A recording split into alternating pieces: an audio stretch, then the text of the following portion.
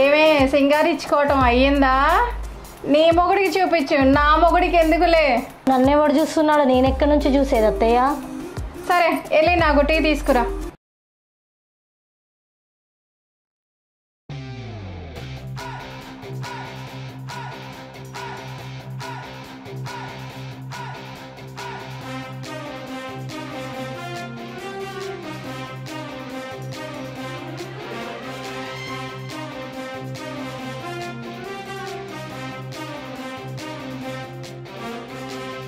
ఇదిగోండి అత్తయ్య టీ.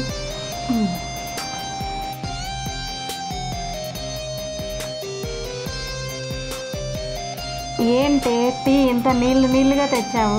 పాలు పోయొచ్చు కదా. ఏం చేయమంటా వత్తా? మీ అబ్బాయి ఒంట్లో పవర్ లేదంట. డాక్టర్ చెప్పాడు రోజు పాలల్లో పౌడర్ కలుపుకొని తాగమని.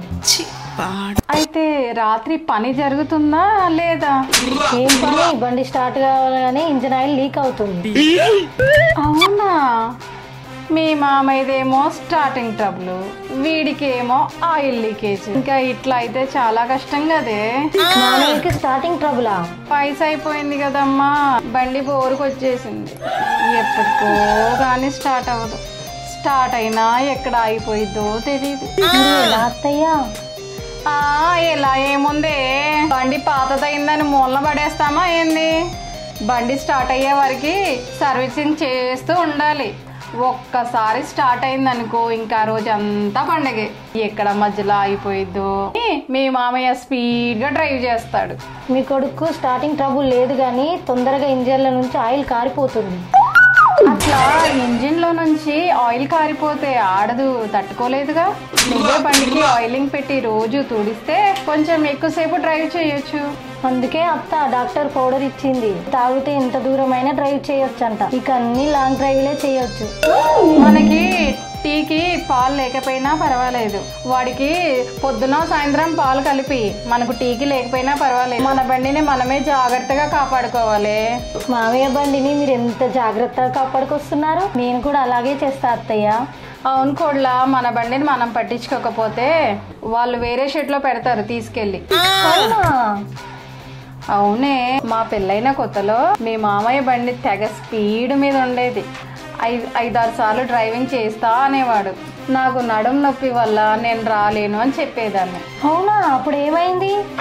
ఏమైంది అంటే ఇంటి సుబ్బాయమ్మని ఎక్కించుకున్నాడంట. దాంతో రైట్లకి వెళ్ళటం మరిగాడు. ఆ నోట ఈ నోట నాకు తెలిసింది. మరి ఏం చేసావు అత్తయ్య? మరి నేను ఊరుకుంటానా? సుబ్బయ్యమ్మ విషయం అడగకుండా 10 సార్లు డ్రైవింగ్ తీసుకెళ్ళమని అడిగా. నా దగ్గర డ్రైవింగ్ చేసి అలసిపోయి దాని దగ్గరికి వెళ్ళేవాడే కాదు. భలే చేసావు అత్తయ్య. ఇక్క తిన్నంగా తిరిగింది మామయ్యకి. ఇక నేను కూడా ఆయనకు రెస్ట్ ఇవ్వకుండా 5 సార్లు ఆయనకు డ్రైవింగ్ చేయించాలి. అలా చెయ్యాలి. లేకపోతే ఈ మగవాళ్ళకి కొద్దిగా సందు దొరికితే బండి వేరే షెడ్ లో పెట్టేస్తారు. కూడా వాడు రాగానే భోజనం పెట్టి పాలు తాగిచ్చి నెమ్మదిగా బండి సర్వీసింగ్ చేపిస్తూ బండి లైన్ లోకి వస్తుంది. ఒక్కసారి లైన్ లోకి వస్తే ఆగకుండా డ్రైవింగ్ చేయటమే. స్పీడ్ గా చేయమనాలా, స్లోగా చేయమనాలా? అంత స్పీడ్ కాదు, అంత ఫాస్ట్ కాదు, మధ్యలో వెళ్ళాలి బండి. స్పీడ్ గా తోలితే ఇంజిన్ ఆయిల్ లీక్ అయ్యిద్ది. స్లోగా పోనిస్తే బండి ఆగిపోయింది. అవునా? మామయ్య చాలా బాగా పోనిస్తాడన్నమాట బండి. బాగా ఏంటి, ఎక్కడ స్పీడ్ పెంచాలో ఎక్కడ స్లో చేయాలో బాగా తెలుసు. గుంతల్లో కూడా మీ మామయ్య బాగా దూకిస్తాడే. అందుకే మీ మామయ్య బండి ఎప్పుడు పనిచేస్తూనే ఉంటది. నేను కూడా మీ కొడుకు అన్ని చెప్పి నేర్పిస్తాను అత్తయ్య.